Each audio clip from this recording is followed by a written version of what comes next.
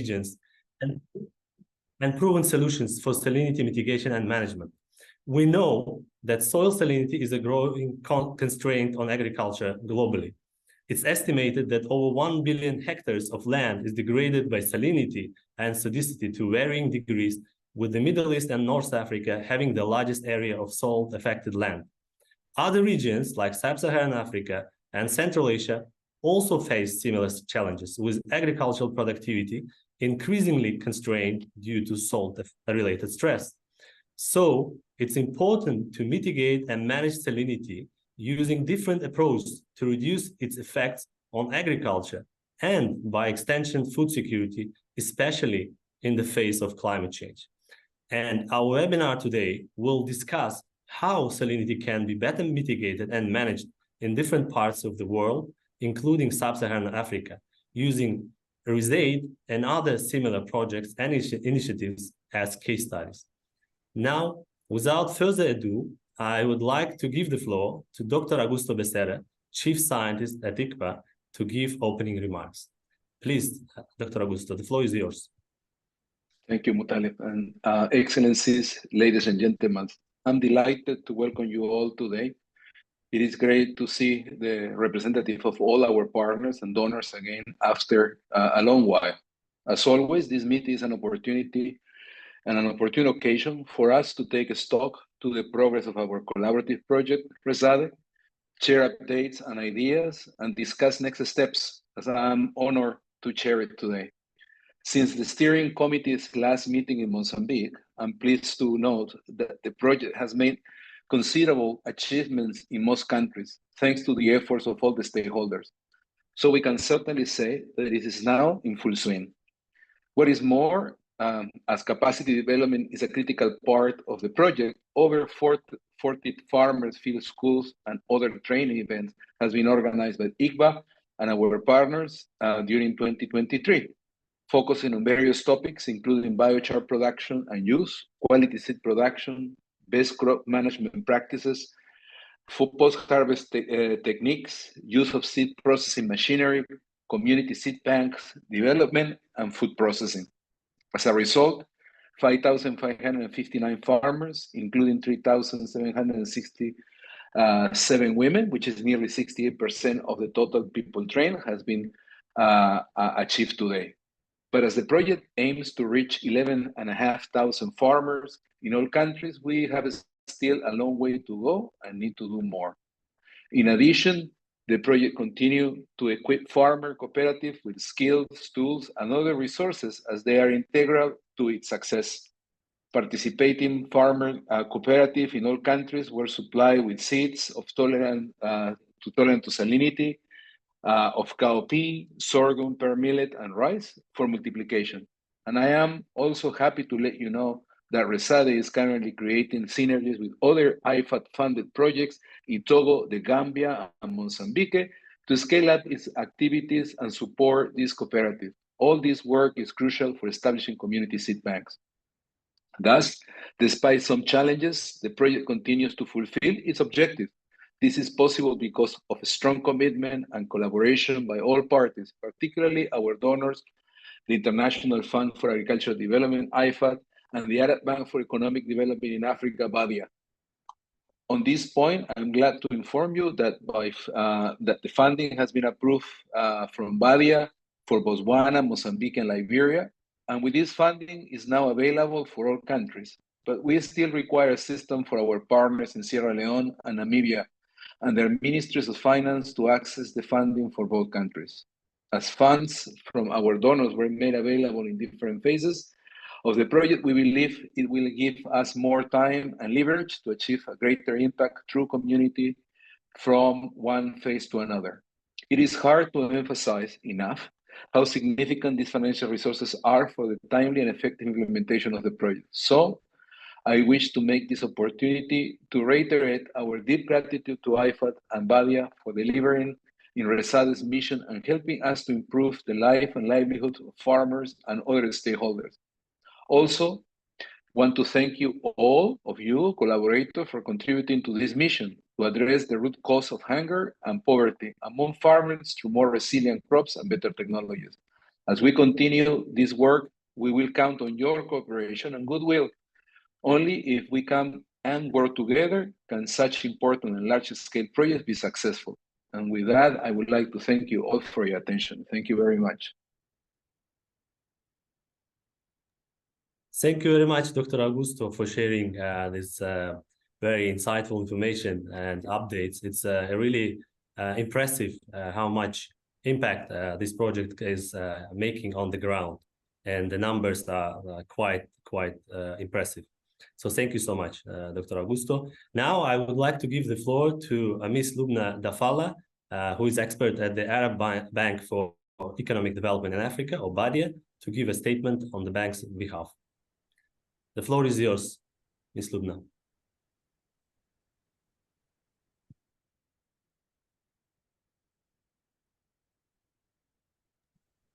Thank you very much. Good afternoon, everybody. My name is Lubna Ahmed. I am the Division Manager for Capacity Development in Arab Bank for Economic Development, where this RESADE project sits on my portfolio on the division. I will be giving insights on RESADE contribution in elevating poverty and creating sustainable economic opportunities for farmers. And it has been emphasized that the effort to develop the capacities of poor farmers through RESADE project to participate fully and fairly in shaping their life was started not by focusing on their perceived weaknesses, but by identifying and reinforcing their existing strengths. So I would like to thank ICBA and IFAD for the tremendous effort that they have exerted in this project. So BADEA's capacity development process is focused on shared growth and learning through people attempts to create societies in which their needs are met and their interests fairly represented. Therefore, the specific input of research on other intervention makes sense if only these are likely ultimate the center. Apologies, Ms. Lubna. Can I ask all speakers to mute except for Ms. Lubna? To mute their mics, please, because there is a background noise.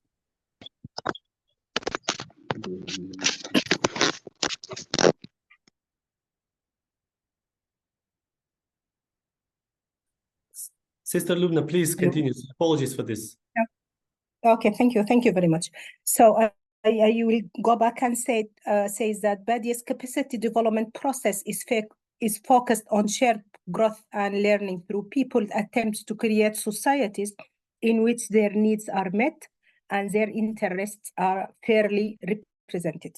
Therefore, the specific input of RESADE and other intervention makes sense if only these are likely to ultimate to shift the center of gravity in favor of poor or excluded. This approach calls for a long-term vision and commitment, not one that is project-bound and anxious simply to claim for a result with a period of this grant funding. So we are welcoming this webinar as a space for reflection and learning, and we will focus through this webinar and the steering committees in learning to learn and adopting a participatory learning approach in form of monitoring evaluation in order to develop the body of knowledge and the institutional knowledge about the good practices. Here I would love to shed the light in our strategic focus in agriculture value chain, which BADEA Strategy 2030 calls for. And in our strategy, we are adopting the agriculture value chain as economic drive for economic growth and reducing poverty through agri-food chain and increase the smallholder productivity, growth, livelihood, and market integration through the value chain linkage, and enhance the community development by linking the poor producer successfully to market, and increase the use of land, infrastructure, and services and market, reduce the waste and create values, increase the sustainability of production and productivity of agriculture and husbandry and fisheries. And this is where RESADE fully align with what we are looking for. And that's why our contribution is toward RESADE was tremendous. And we are not stop here. We have the vision to scale up the upcoming project out of this RESADE project. So I would love to thank on behalf of BADEA's management and on behalf of my director, Mr. Diab, the Director of Operation, IFAD, ICBA, for their effort, and all stakeholders that were involved from the 7 countries through NARIS and Agriculture, Minister of Agriculture and Minister of Finance. Thank you very much. Thank you very much, Sister Lubna, for these insightful remarks. And it's really great to see that this project is indeed contributing to many of the priorities of the bank and is helping to improve lives and livelihoods. So thank you so much for your remarks. Now we'll move on to presentations. We'll have the 2 speakers who will talk about some of the successes and lessons learned from RESADE in innovative solutions promoted by this project. And our first presenter, Sarah is with us. Sarah from IFAD is with us. She's with us. Okay, excellent, excellent. We've been waiting for our speaker, Dr. Sara Savastano. It's great to have you with us, Dr. Sara, but I cannot see you or hear you. Can you see me now? And good morning, everybody. Good afternoon, good evening. Can you hear me now and see me now? Yes, we can. Yes, we can see and hear you very well. Thank you so much for joining us. So please. I'm going to be very brief. Yes, I'm pleased to invite Dr. Sara. Yes, please, Dr. Sara, if you could give a statement on IFAD's behalf. Yes, the list of speakers is very long, so I don't want to add more on the topic. The lessons learned will be presented later by other speakers from the project RESADE. I just want to say that, first of all, the project and this collaboration between ICBA, the International Center for Biosaline Agriculture, IFAD, and BADEA, the Arab Bank for Economic Development in Africa, is extremely important. And why? We are going through a new era of repeated challenges that are not only related to the presence of conflict, but more and more to the challenge of climate change. The relationship between climate change, salinity, and agriculture development is well known. How we can address those challenges by drawing on lessons learned of important projects as this one that has been implemented to address the new challenge of climate change, and in the context of fragile and conflict-affected countries is extremely important. IFAD just completed the IFAD 13 replenishment, and our focus in the replenishment is to invest more and more in the future, in the next 3 years, on projects that are located in fragile and conflict-affected countries. Fragility for the consequences of salinity, on agriculture productivity, and due to the consequences of climate change is an area which is extremely important and on which we shall join forces and address in the future. And therefore, I only wish that this collaboration can continue in the future when lessons learned from the projects can be used to inform the design of new projects financed either directly by IFAD or in collaboration with other multilateral development banks. Thanks so much, and I leave the floor to the great presenter. Thank you. Thank you so much, Dr. Sara, for sharing your insights and highlighting the importance of collaboration. Indeed, this project is a collaborative effort, and it's also great to see that its objectives are well aligned with the priorities of the IFAD. So thank you so much for your remarks. Now we can move on to our first presenter, Dr. R.K. Singh, who is a program leader on crop diversification and genetics at ICBA. So please, Dr. R.K., the floor is yours. Thank you, Mutallib. I will just share the screen in a while and then.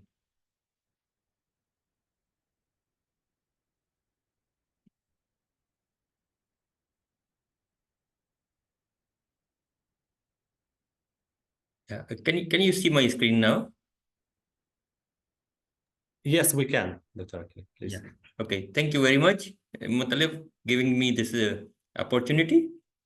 And I will be like, because people are talking about RESADE. Actually, what is RESADE? So my topic will be RESADE overview, successes, and lesson learned. What is RESADE on that one? So that's the main thing, that this is not a RESADE as such, but it is an acronym. It's acronym of improving agriculture resilience to salinity through development and promotion of pro-poor technologies and management strategies. So in acronym, in abbreviated form, we say it's a RESADE. It is running in the 7 countries, and with the help of IFAD and BADEA and Islamic Development Bank, and ICBA is the one who is leading this project. So what are the project scope? I would like to go very briefly on that because there is only 10 minutes.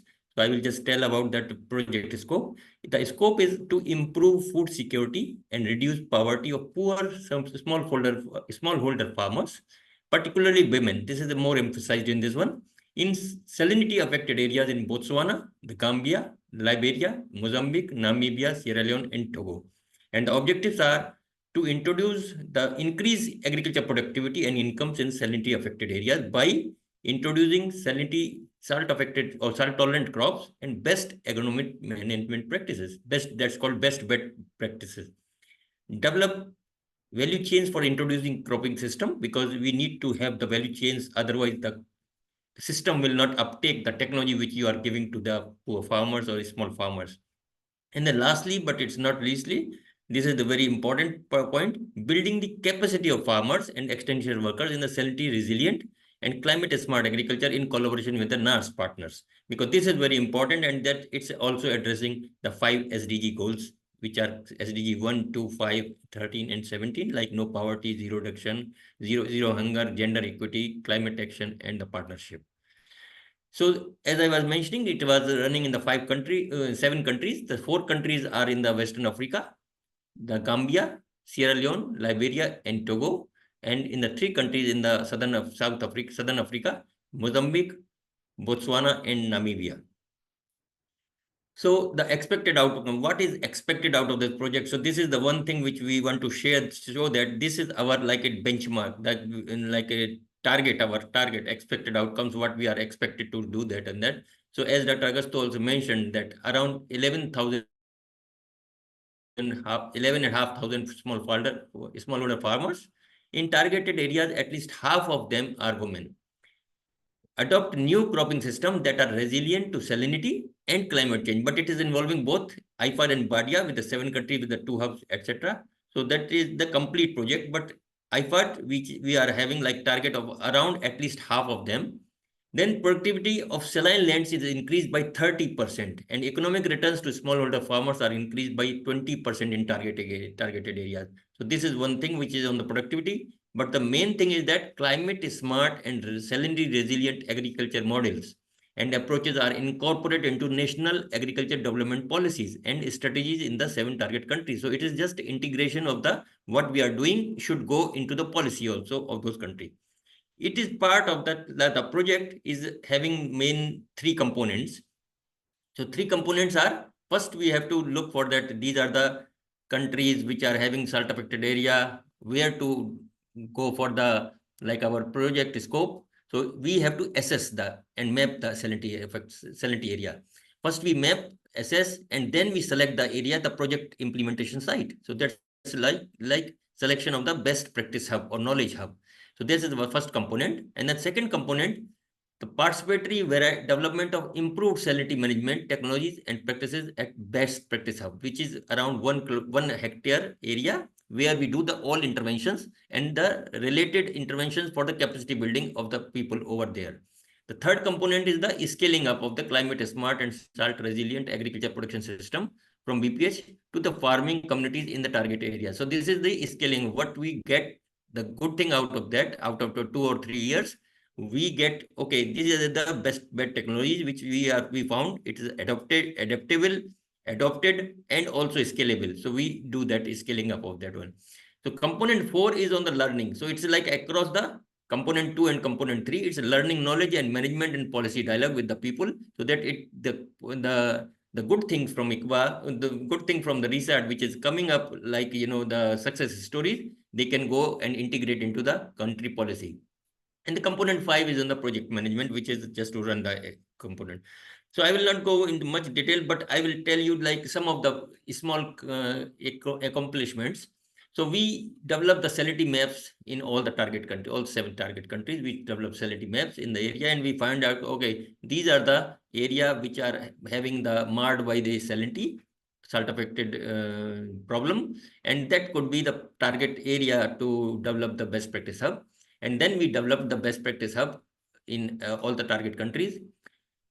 Then we scaled up the climate smart, salt resilient agriculture from best practice hub to the farming communities in target area. So in that, what are the scaled up the climate smart resilient techniques? One is the introduction of the climate resilient crop. We introduced around more than 10-15 crops, 10 to 12 crops. But out of that, we found that pearl millet, sorghum, and for the dual purpose, means like for grain and fodder, and cowpea as food, feed, and the soil nutritional enrichment. They are very good crop for the dry season. And then wetlands, we found that salt-tolerant variety. We just introduced salt-tolerant varieties, and they were very good. So these are the things which we found that in the first phase, not first phase, you can say the phase which was we were doing with the IFAD program. And now the BADEA program is coming up to chip in so that the project will be running longer. But those things which are coming from the first hub will be upscaled in the second hub. Then we trained a lot of people, and that includes researchers, trainers, extension workers, farmers, and cooperative members also. And more than 55% were women. So we just gave that emphasis that it should be like women specific, women centric, and there should be a good involvement of the women farmers in that. And the trainings were for quality seed production, best management practices, organic amendments. Organic amendment means like biochar mostly. Optimum doses and forms of inorganic fertilizer, what should be done, and post-harvest processing and value addition. Then crop production and post-harvest processing. This is, we gave more emphasis to that because this small scale farmers and the people like which are having very small area, they are not going for the integration of the implemented or like mechanization. So we gave some small equipments under the project: seeder, power tiller, multi-crop thresher, seed sorter. So on the cooperative basis, they are using them, and they are mechanizing their whole farming. And this is a very, very big, flip point where they started growing the things in a much more mechanized way. So we go get this. And then not only that, we just develop the number of knowledge products, and that knowledge products are so many, like a knowledge technical manuals, technical briefs, brochures, country assessment reports, water policy guidelines, and knowledge leaflets also. So, and they are not only English, we are just translating them in the local languages also. What are the success stories? So these are the success stories. I will like to say that few things, particularly if you see the picture on the right hand side on the top of that. This I'm giving the example of Gambia. In the Gambia, this hub area, before we developed the hub, it was like this. That was barren land where not even a blade of grass used to grow over there. You can see this was just barren area. And then we inculcate the confidence among the small farmers that cultivation is possible in the barren saline area using the combination of crop selection and proper management techniques, both adaptation and mitigation techniques. So we developed that one. And you can see in the middle, this is the best practice hub in the same area where the people are standing. And now we have the good crop over there.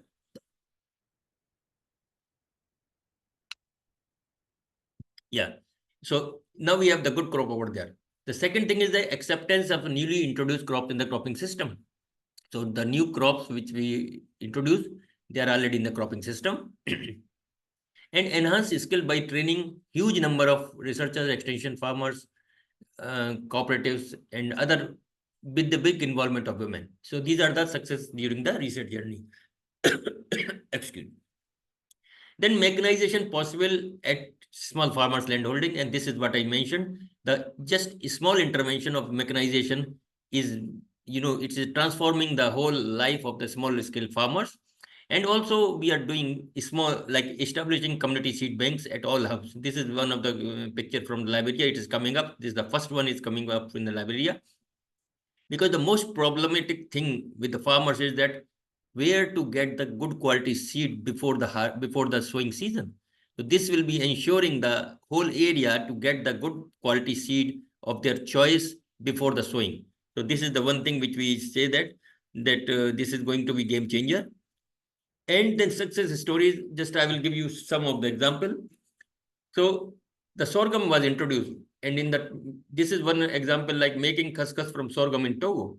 Otherwise, they used maize. Maize is a water-consuming, salt-sensitive crop. They are to buying from some different area because sometime in the saline areas, maize cannot grow. But even if it grows, it very poor. So Mrs. MFA, they are using sorghum to make the couscous pellets. So this is like a swapping from the maize to sorghum now. So this is our intervention. The another one, creating values for the cowpeas. The cowpea is a newly introduced crop over there, and it's coming up very well. And now this Miss Nancy Branch in Liberia, she's making banana cowpea cakes, breads, cookies from the cowpea. Similarly, in the Sierra Leone, they were using the broadcasting method for the rice transplanting, or maybe just doing without any line. And now they are doing in line, so they can do the interculture operations, the weeding, the fertilization, and that way they are increasing the efficiency of the crop and the productivity also. Similarly, in the Sub-Saharan Africa, particularly in the Sierra Leone, not only Sierra Leone, actually it is in every country, the biochar is very famous, very, very important, and this is coming up as one of the hot cake by the farmers. They're making the biochar at their own. So we just provided the instruments of biochar, and they are doing that. And in Sub-Saharan Africa, biochar application is boosting the soil health and also productivity. So the lesson learned, coming to that lesson learned, that involved, first of all, we found that initially when we were working with only farmers, it was not like things were not moving forward. But when we involved the cooperatives, so then we found that cooperatives are the key for the sure success of the project. Second thing is that the long duration, more than 5 years, is imperative to success the field-oriented project in agriculture, because fortunately this project is going along with from 2019, and this long term gave some lessons, and from those lessons we learned some like a good intervention, and that way we are giving the good boost to the research project productivity. Using machine is must to reap higher benefits by small and marginal farmers. And lastly, but not leastly, this is the very important, that complete value chain development is must for the uptake of the technology. Say, for example, if the sorghum is there, but if we don't know, if we don't tell them, we don't teach them, we don't train them how to use sorghum, it will not go up in the market chain or value chain. So we had to make the complete, from the production to the complete value chain, to give them a full option, and that way they adopted the things very well. So we have for the viewers, we have the RESADE website, a dedicated website. People can have the resources from there, and also like some of the videos also from that. So with this, I acknowledge the generous help from IFAD, BADEA, Islamic Development Bank, and also the big contribution from our national partners from Gambia, Sierra Leone, Liberia, Togo, Mozambique, Botswana, and Namibia, and also ICBA team and management. With this, thank you very much for this. Thank you very much. Over to you. I'll stop sharing. Thank you very much, Dr. RK, for this insightful and interesting presentation. It's really encouraging to see that the project is focusing on creating value chains for these new crops that are being introduced in those project countries. And of course, the fact that there's a lot of focus on capacity development and knowledge transfer is also great. And also we saw these success stories that this project is actually making a difference in the lives and livelihoods of those farmers. So they're transitioning to new crops, and lessons learned, of course, are very important, I think, for making necessary adjustments, and also to share with other partners and stakeholders so that they can use them as a basis for other projects. So thank you so much, Dr. Aki, for this. Now our next presenter is Dr. James Dolo from the Central and Agricultural Research Institute in Liberia. So the floor is yours, Dr. James, please.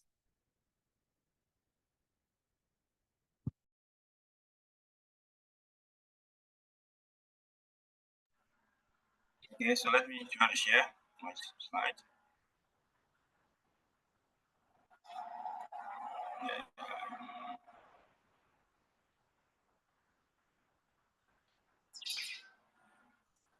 Oh.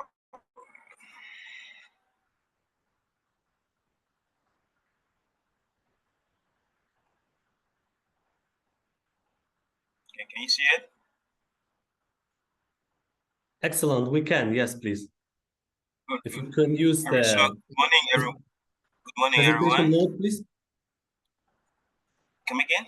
Can you please use the presentation mode in Full your screen. Yes, full screen, to make the presentation full screen, please. Okay, good. It's okay?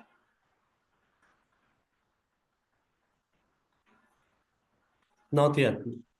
Good morning. Okay, so I'm very excited to be part of this webinar today. So I just want to express my gratitude to the organizer of this webinar for giving me the opportunity to briefly share some success stories of the RESADE project in Liberia. My name is James Dolo, and I'm a project coordinator for Liberia. So I will actually focus my presentation on innovative solutions and sustainable practices as key to improving farmers' livelihoods. Let me start by acknowledging the fact that at the inception of this project, the designer of this project exercised due diligence to ensure that this project aligned with the national agricultural frameworks of each country. And so these four James, your policies. screen is not moving. Hello?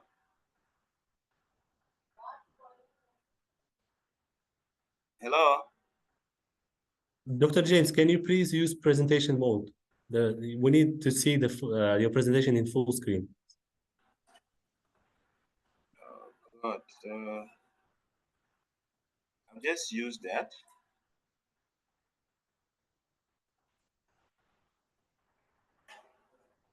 I hope it's visible now.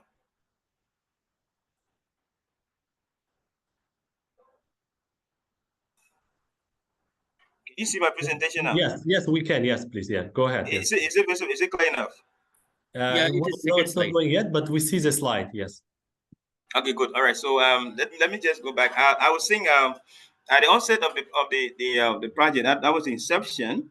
The designer of the project exercised due diligence to ensure that this project fits or aligns with the different country agricultural frameworks. And so these are four major agricultural policies in Liberia that this project, well aligned with, because these policies are aimed to promote food security, increase agricultural productivity, and enhance the livelihood of the farmers. And so the RESADE project is well aligned with these policies by addressing those key priorities, such as enhancing the resilience of farmers, promoting sustainable agriculture, and providing support to marginalized smallholder farmers in the different communities. So that due diligence actually is something that our government actually accept and appreciate a lot as the project is being implemented in Liberia. For innovative solutions and sustainable practices as key to improving farmers' livelihood, this project introduced a lot of sustainable practices to our farmers in Liberia. These are practices that they didn't, were not actually used to doing. And so this project managed to introduce these sustainable practices. So we had the soil amendment practice that was introduced to help improve soil structure, soil nutrients, and soil quality in marginalized lands along the coastal area where this project is being implemented. And so we also the project also helped farmers to teach them how to plan, space their planting, because our farmers normally don't do these things. So the project intervened by helping them to understand plant spacing, land preparation methods, and different planting methods. So if you see the photos here, the project provided seeds, improved seeds, salinity tolerant seeds to our farmers, and we tried these crops. A few of these crops actually perform very well, and those are the crops that we'll be promoting on the level of the BADEA project. Your So your slides are not moving, James. Second slide only.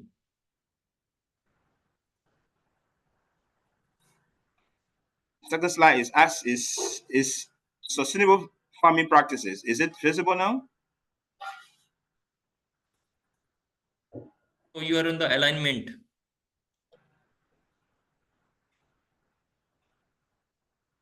So sorry. Is it okay?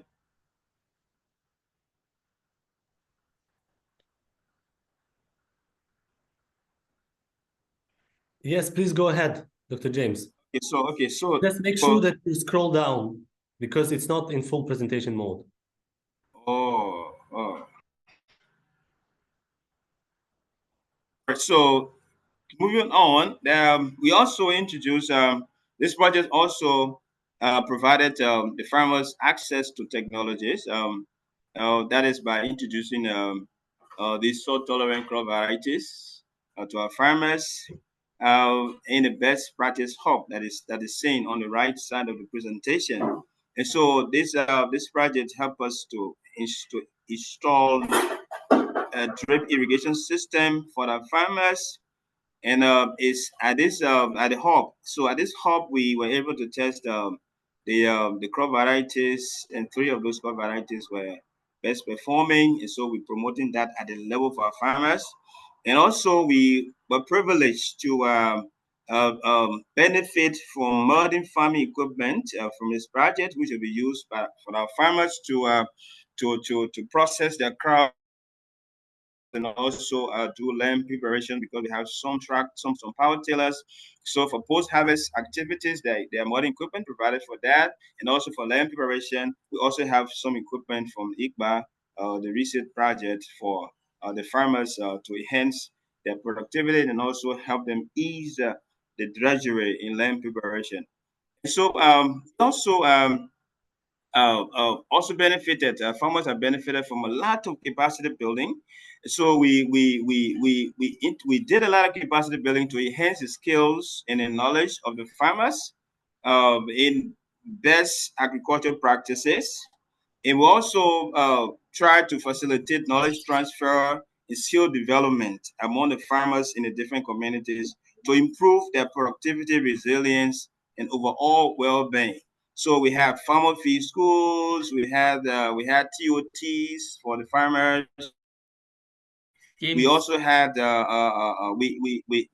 hello. Your slides are, you have to scroll down manually, otherwise they are not going, because it's not on the PowerPoint mode. It's only 3rd slide on the innovative solutions.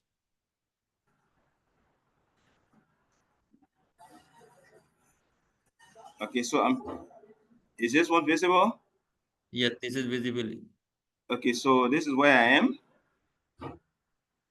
All right, so I was just speaking about the capacity building efforts that was initiated by this project, and it has benefited a lot of our farmers. It has enhanced their skills and knowledge.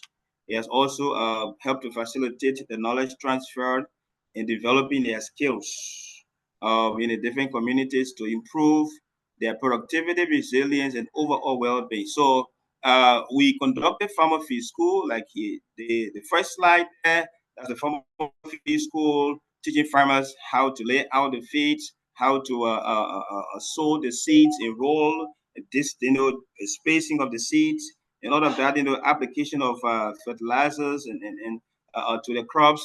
And then we also taught them how to weed. They weeded different weeding methods, different fertilizer application methods, and all of that. The next slide below there. And then the recipe development was one of the major success stories we had, because these farmers have learned how to turn these crop products into food, into finished products, pastry, or some baked products. So here, what's shown right there is the soybean, cowpea flour being used to produce, to bake rice bread.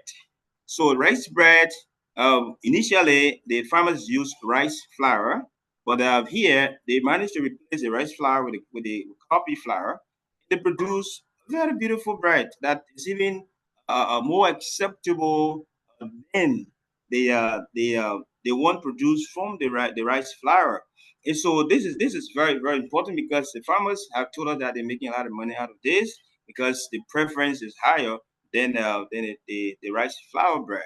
And so we also have taught them how to grow these cowpeas. Here you see this is a harvest, demonstrating the harvest of the cowpea and the quality seed production. The farmers have produced a lot of quality seeds here, so we just want to showcase that. And then the rice seeds, we had to also have taught the farmers how to grow these rice, because this community is predominantly cassava and vegetable. So had to be taught how to grow rice in the lowland, how to grow rice in the upland. And so these farmers were taught these methods. And this is one of the farmers' fields that was visited by our expert, Dr. Major. So for the capacity building, we had series of trainings for farmers, individual farmer groups, and cooperatives. So we had the TOT, like I mentioned before. We had the quality seed production, teaching farmers how to produce quality seeds. And then we also had a farmer field school on that. Then we taught them the food processing and how to process the different crops, products, and produce some finished products that can be sold on the market. Then the biochar training for soil amendment was one of the greatest breakthrough for this project, because the farmers are so much excited about this, because it's helping them to amend the soil and also enhance the water storing capacity of the soil and all of that. So we train them also on the management of the community seed bank that I'll be bringing out very soon. And so these cooperatives have been taught how to manage the seed bank in the community, and how they can benefit from it, and how they can themselves make some livelihood from that community seed bank.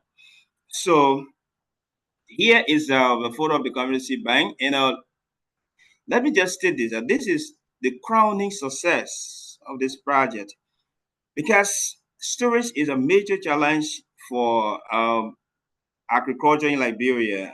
You can't find it anywhere. There's no seed bank, there's no gene bank, but this project is bringing out and trying to intervene in this area by introducing and establishing a community seed bank for our farmers, so that they can have access to quality seed at all time, and also make some living from there, raise some money from this community seed bank. So this building you see is owned by one of our largest cooperatives, who assisted us by giving us a room in this building that we are expanding to increase the size of it, so that the farmers can have enough capacity for the storage of their seeds. So this project hopefully should be completed by next week.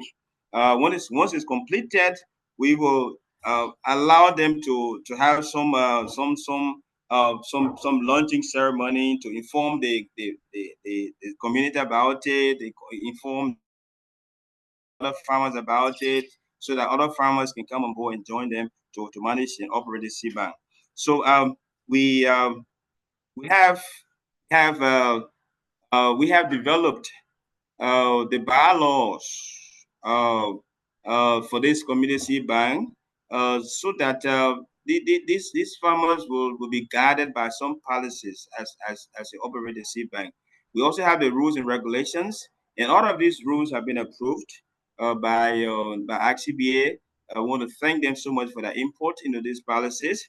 And we have right now there are 6 cooperatives, farmer cooperatives that are poised to make a maximum use of this community bank.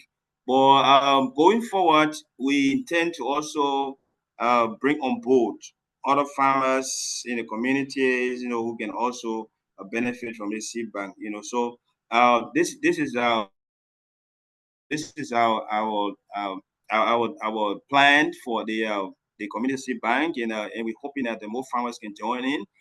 We have to create a lot of awareness about it because it's a new idea, and educate more farmers about it and guide them in the process of managing it, so that they don't mismanage it or shy away from using the seed bank. So I want to say thank you so much for the time given to me to share these brief success stories. I'm so delighted to be part of this meeting. Thank you very much.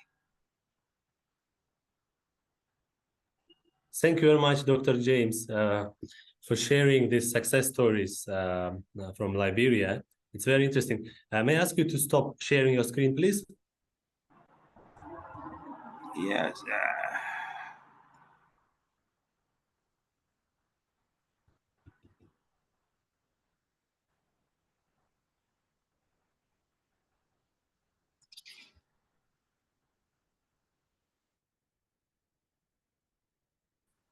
Thank you very much, Dr. James, again. Now we move to the main part, I would say, of our webinar today. We have a panel discussion, which will look at different aspects of the RESADE project and other similar projects. And our panelists are Dr. Chantal Goto, who is a laboratory director and research coordinator at ITRA in Togo, Mr. Sancho Kumbi, who is a project officer for Procava project in Mozambique, Dr. Robert Delf, who is lead technical specialist in agronomy at IFAD, Ms. Lubna Defala, who is expert at the Arab Bank for Economic Development in Africa, BADEA, Mr. Ukfali Badji, who is global lead management food security specialist at ISDB, and Mr. Bahodir Mirzaev, who is senior global water and sanitation specialist at ISDB. So thanks again, esteemed panelists. And I would like to start our discussion with a question to you, Dr. Chantal. What are, in your opinion, are the impacts of the RESADE project in your country?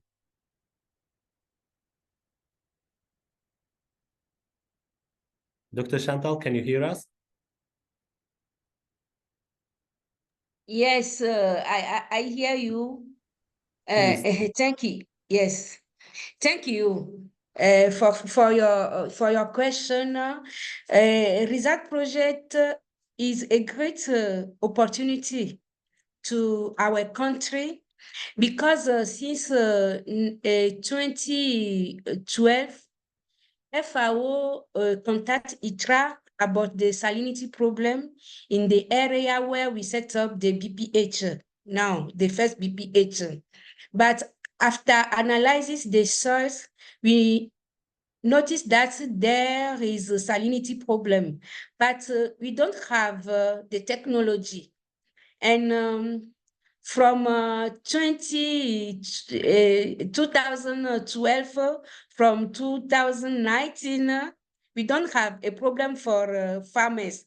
And when RESADE project arrived on 2019, we just said that it is a great opportunity to help the farmers in this area and help them to increase their productivity because the farmer abandoned the land, but this land are developed by IFAD for the farmers.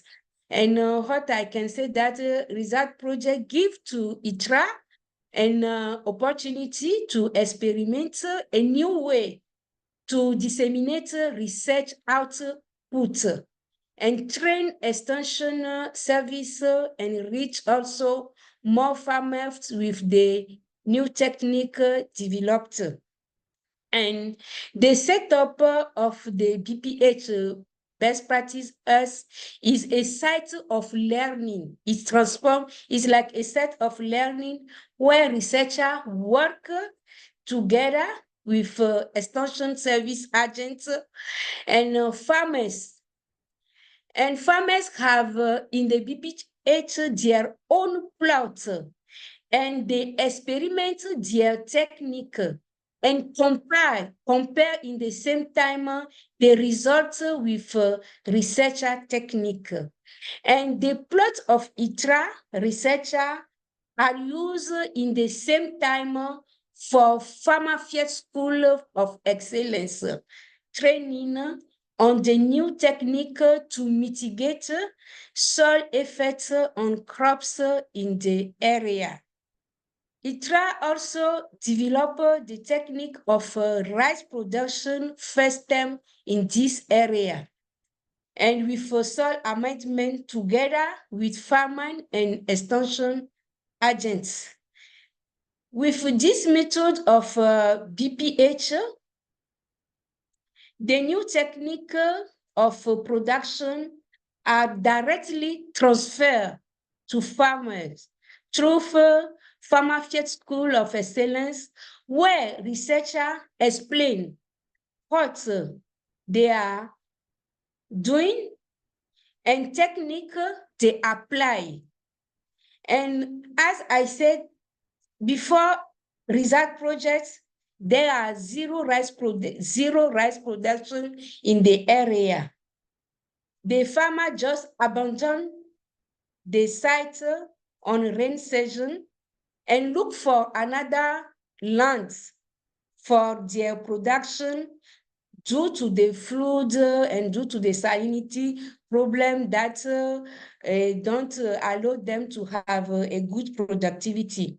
After the first year of rice experience, rice production trial, more than 10 hectares of rice are produced next year by the farmer who follow all the stages of rice production, because they fall in the herb, they follow ITRA researcher, they work together with researcher on all the stage the researcher use to produce rice, like nursery, transplanting, pest and weed management, fertilization, and post-harvest. And also all these stages are the way of learning for farming. And after the first year, they started to produce rice and use the same technology technique that we use in production. Then we can talk also about the management trial we conduct in the hub. This trial allowed us to disseminate the use of biochar and green manure, which improve sorghum and millet yields in salinity condition.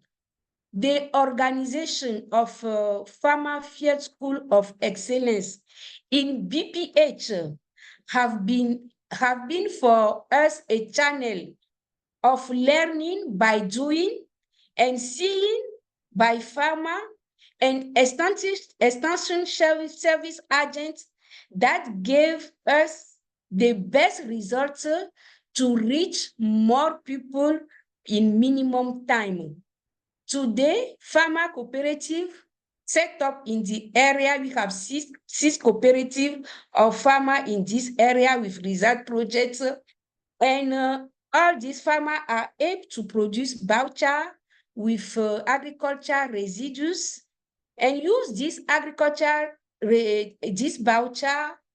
in their plot to increase their crop productivity. And Thank you very much. yes, Dr. yes, Chantal. I want Thank you to for this add to extended. Okay, sure. that we have another NGO, two NGO that contact us to have training their cooperative also on voucher. And sometime you can go to the farmers and you can learn this technique with the farmers. It's what I can say at this time. Thank you. Thank you very much, Dr. Chantal, again. I mean, it's really great to see that this project is making a real impact in the lives and livelihoods of smallholder farmers. And thanks again for highlighting the importance of best practice hubs as places where we transfer knowledge and technology. So this is very interesting. Now I would like to turn to Mr. Sancho. And my question is, can you tell us a little bit more about the project called PROCAVA and why PROCAVA and RESADE decided to partner? Thank you, Mr. Chair. The Inclusive Agri-Food Value Chain Program, PROCAVA, is a government of Mozambique program funded by IFAD. With the goal to contribute to poverty reduction, improve food and nutrition security, and the resilient livelihoods for inclusive rural transformation. The target really is we target 180,500 households, of which 50% human and 30% youth in the 75 selected districts in all the country. Now coming to the issues, in Mozambique, one of the pressing issues is seed systems, where less than 10% of farmers acquire seeds in formal systems. So the issue of seed quality continued to undermine agriculture productivity and food security. RESADE is promoting seed production and multiplication also through community seed banks. Similarly, both PROCAVA and RESADE are addressing some pressing agriculture issues in Mozambique, like very limited access to improved technologies, including improved varieties and adequate extension services for the farmers.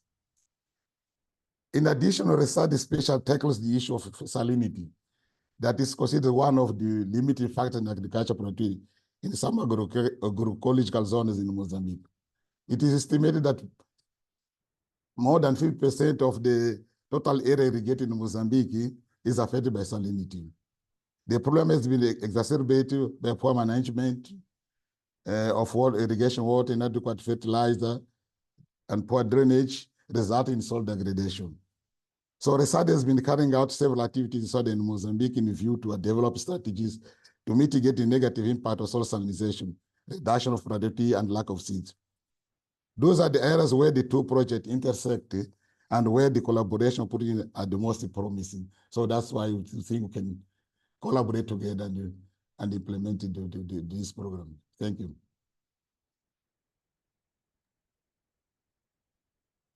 Thank you very much, Mr. Sancho, for illuminating the importance of community seed banks. I mean, indeed, quality seed is an important input and part of the value chain. So the quality seeds are really important.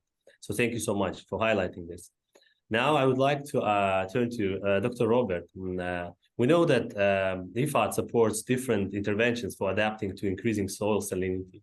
Can you please share IFAD's experiences in this regard? Yeah, thank you very much, and good morning, good afternoon, everyone. I'm going to take a little bit of a politician's view to your answer and not answer exactly that question, because we've had a lot about the causes and challenges of increasing salinity in Africa, and its successes in managing the problem from the previous presentation. And in Southeast Asia, the causes are quite different, mainly caused by increasing saltwater intrusion and from flooding and from below ground contamination of groundwater on a huge scale. But the solutions are really the same in both the regions. So I will not add an awful lot more if I talk about the solutions, but you know, as something works everywhere, but nothing works everywhere, these solutions need to be tailored to specific farming systems. So parts of farms, parts of communities, parts of the landscapes, and to, you know, to the level and to the risk of the current and increasing salinity. So what we've been hearing in the presentations are great examples: mechanization to increase infiltration of water, additions of organic matter, biochar to counter the salinity. What we've not heard about is how these impact on the cost of production. And that's really what I want to focus on today, because in a lot of our experiences, in a lot of our projects around the world, the technologies work, but on a small pilot scale. And how do you scale up those activities? And it's really this extra cost of the adaptation, whether it's to climate, in this case salinity.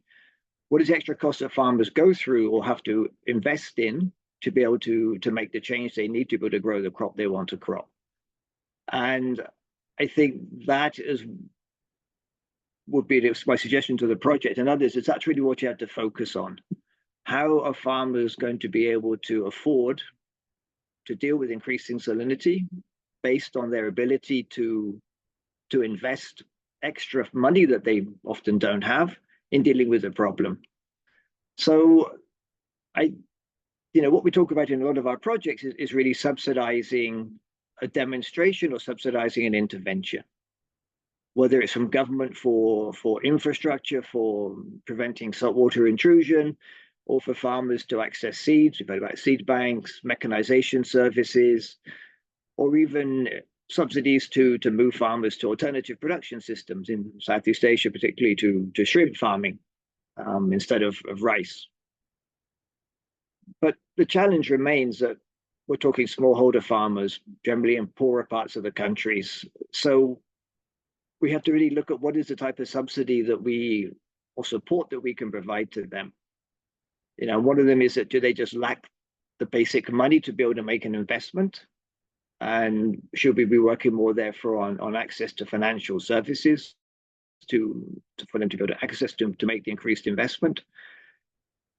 Is it just that it's just not profitable for them? And if they invest all these extra things they have to do to still have productive soils with increasing salinity, and therefore do we need to think about a price subsidy for households? Or is it just too risky to change production from rice to other cereals, to forage species, to shrimp farming? And will we need to think about some sort of insurance that will go along with the training and the access to the other services that they need? So it's a bit of a different answer to the question you gave, but I think it's probably the most important aspect, that if farmers cannot afford to make the change in investments they need to continue farming, they are really in trouble. So within that context, I think there are two broad areas that we've really worked on in a lot of our projects. It's then working with private sector companies that offer these services, preferably bundled, so that they can provide quality inputs, mechanization services, perhaps market information, access to markets, increasingly climate information, and financial services. I mean, this has to be private sector led, not government led.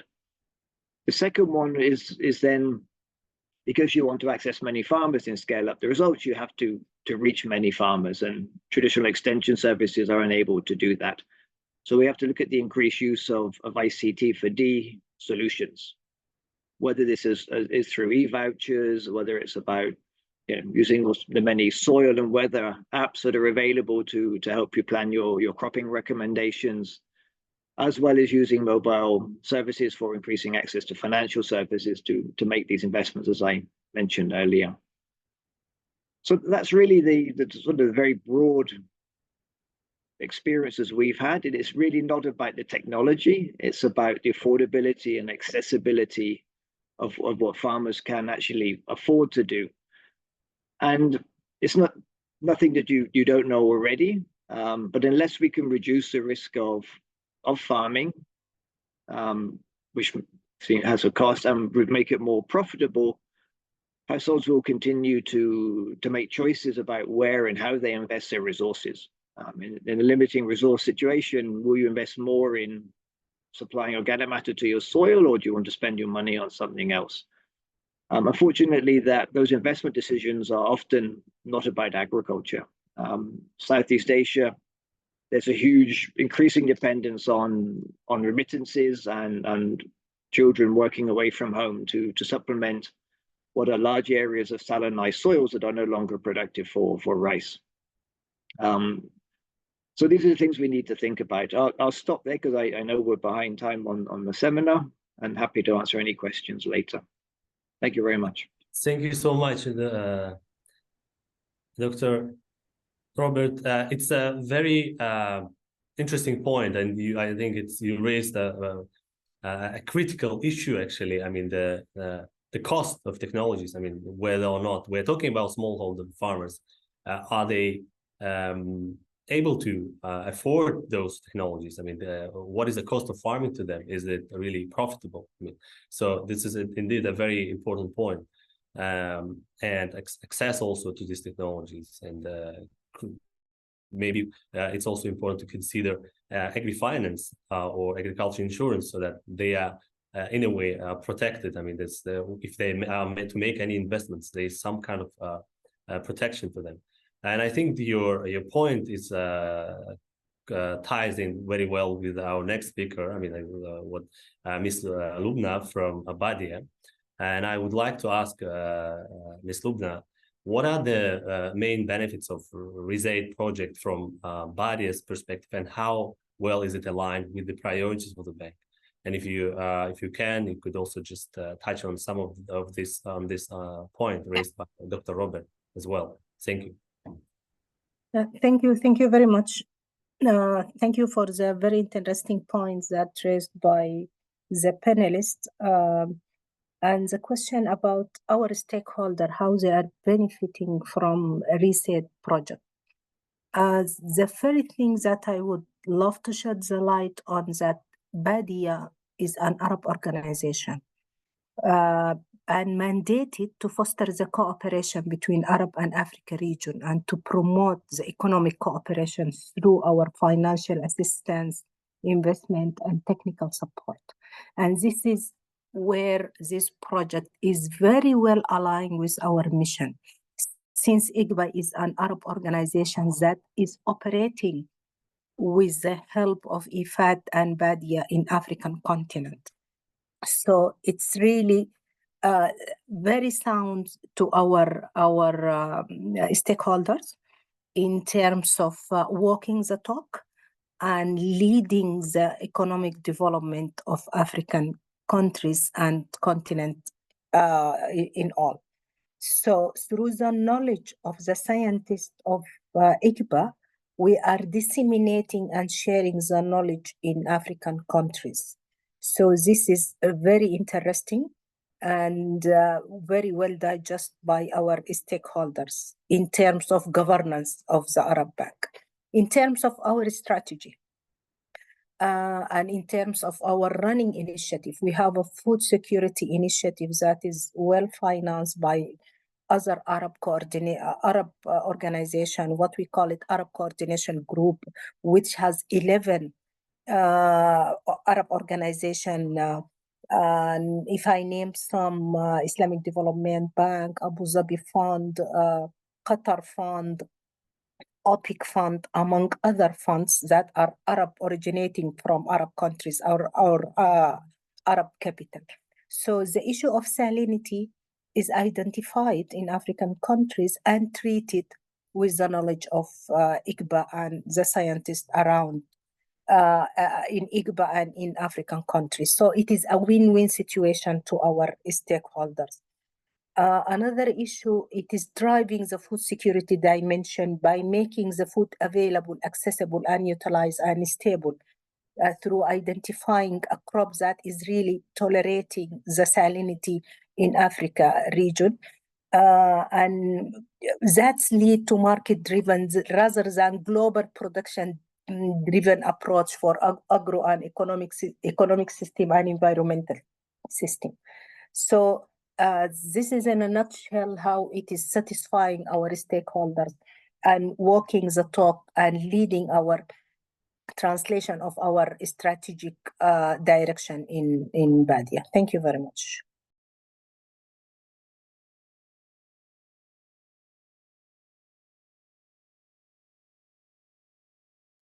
Thank you very much, Ms. Lubna, for sharing this insight. Indeed, it's great to see that there is so much synergy between the objectives of this project and the priorities of the bank.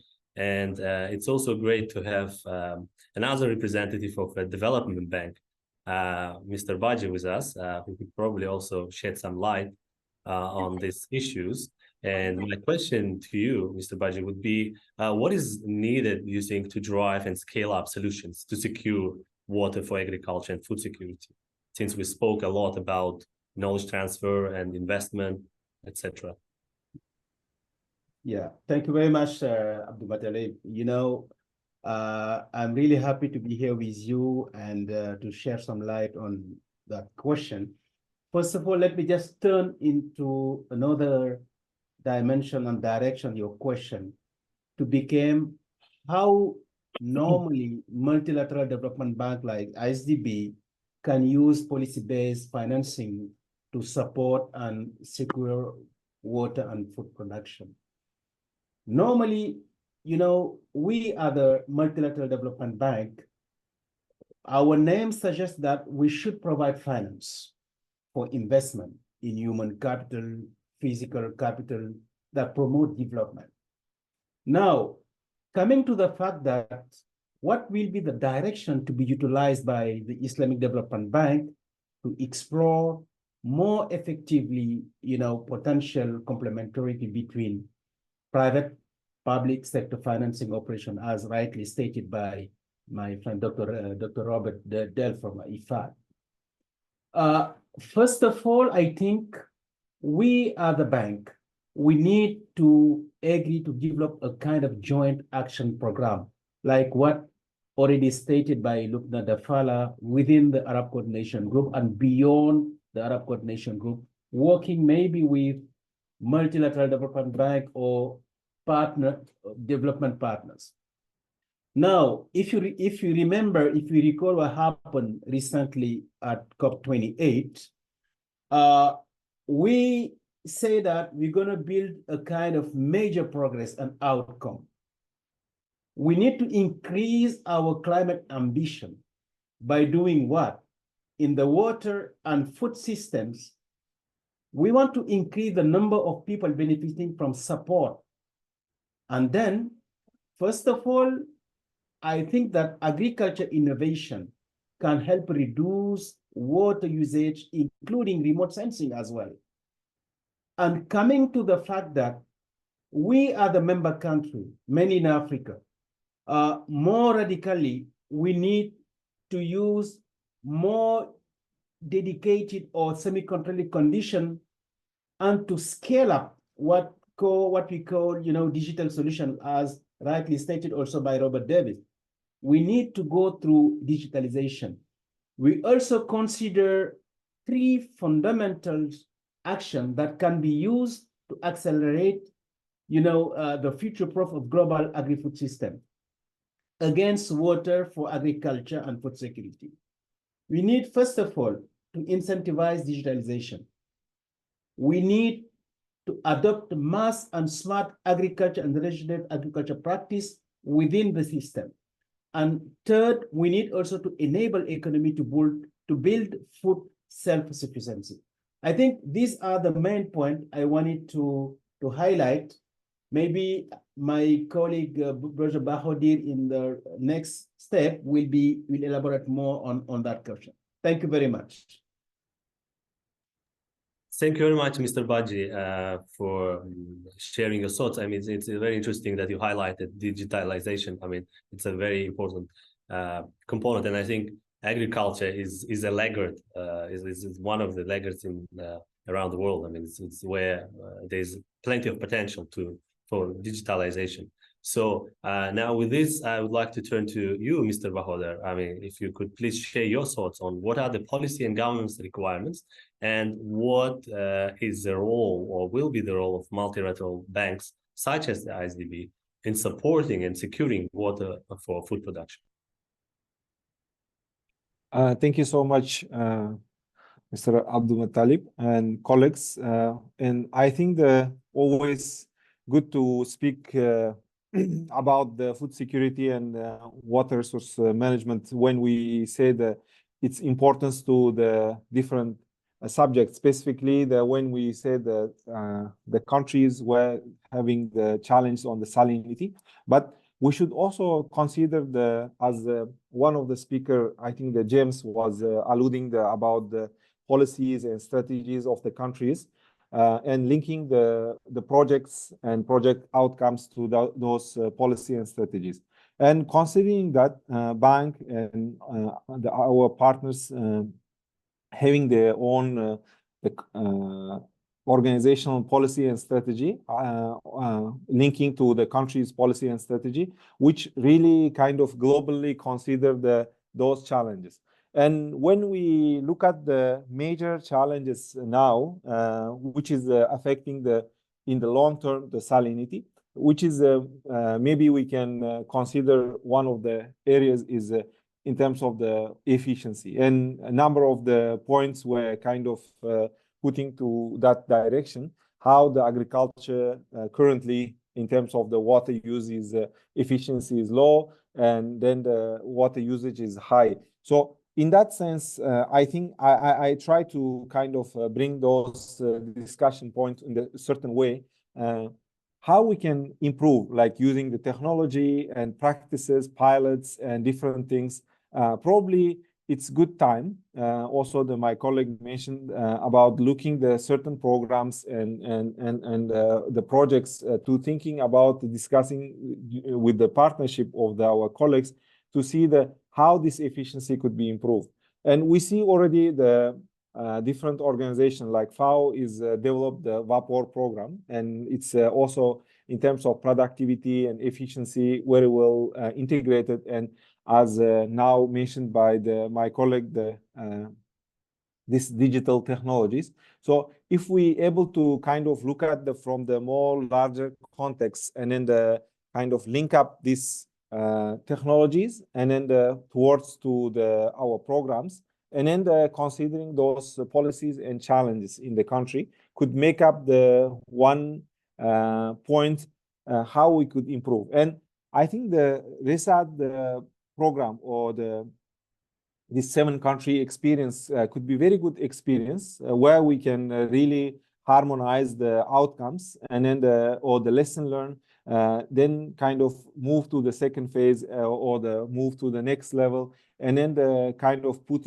this in the way that how these challenges and then this lesson learned, and now also Dr. Robert was mentioning about those scale up area very challenging, because when we have issues of the cost benefits, then it would be another area to be considered. So I think now very good time.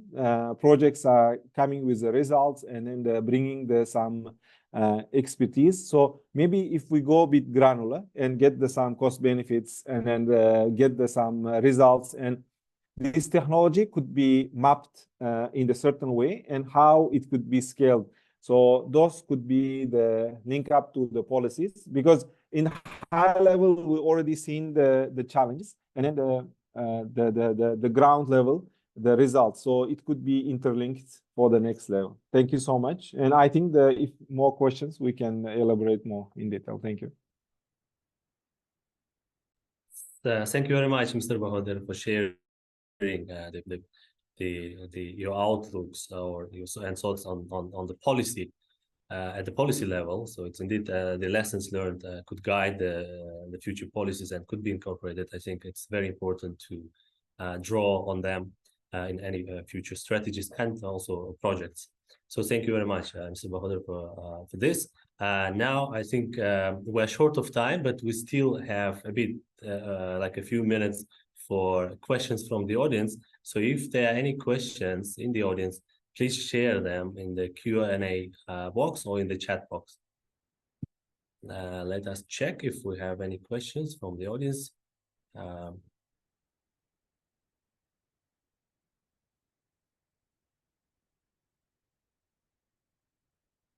see that our panelists have answered, I think, them already. So, okay, we don't have any questions from the audience. Then I think I will turn to you, Dr. Augusto, to make concluding remarks. The floor is yours, please. Thank you, Mutalib, and I'm deeply thankful to all the participants this afternoon. I think the RESADE project represents a significant collaborative effort that leverages the strength and resources from IFAD, BADEA, the Islamic Development Bank, and us, the International Center for Biosaline Agriculture. I mean, this partnership has orchestrated strategic interventions aimed to confronting the challenges of salinity in agricultural lands across several Sub-Saharan African countries, including Botswana, the Gambia, Liberia, Mozambique, Zambia, Sierra Leone, and Togo. I mean, the project has been pivotal in advancing national agricultural development policies and strategic tailor to unique challenges of salinity-affected regions by focusing on the introduction of salt-tolerant crops, the development of value chain for the cropping systems, and the enhancement of farmers and extension working capacities in salinity resilient and climate smart agricultural practices. So RESADE laid a foundation for sustainable agricultural productivity and income improvement for the poor smallholder farmers, particularly women, as we can see from the numbers of people and women trained in this program. A noteworthy success story from Liberia highlights RESADE's alignment with national agricultural policies to promote food security, increase agricultural productivity, and enhance the livelihood of smallholder farmers.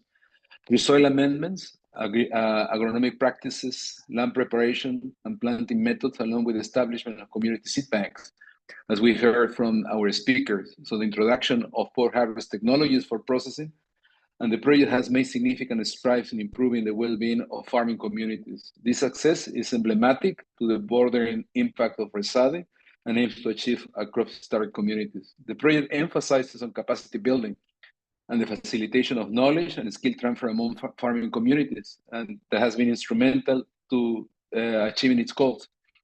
The collaborative effort with National Agricultural Research Extension Services has ensured that the interventions are grounded in the local realities and are sustainable in the long term. Furthermore, the economic cooperation fostered by the African and Arab countries, as highlighted by BADEA's involvement, underscored the importance of international solidarity in addressing global challenges. The Islamic Development Bank focuses on leveraging digital solutions for smart agricultural practices, illustrates the project commitment to innovation and technological advancement in tackling issues of water management and agricultural efficiency. In closing, the RESADE project, I think, stands as a testament to the power of collaboration and innovation in addressing complex agricultural and environmental challenges. Its achievements in improving food nutrition and income security for poor farmers in salinity-affected areas contribute significantly to the regional agricultural development and broaden the goals of the Sustainable Development for Poverty Reduction. As the project moves forward and continue its partnership, knowledge sharing and capacity building will be crucial for us to scale up these technologies and to ensure its long-term sustainability and success.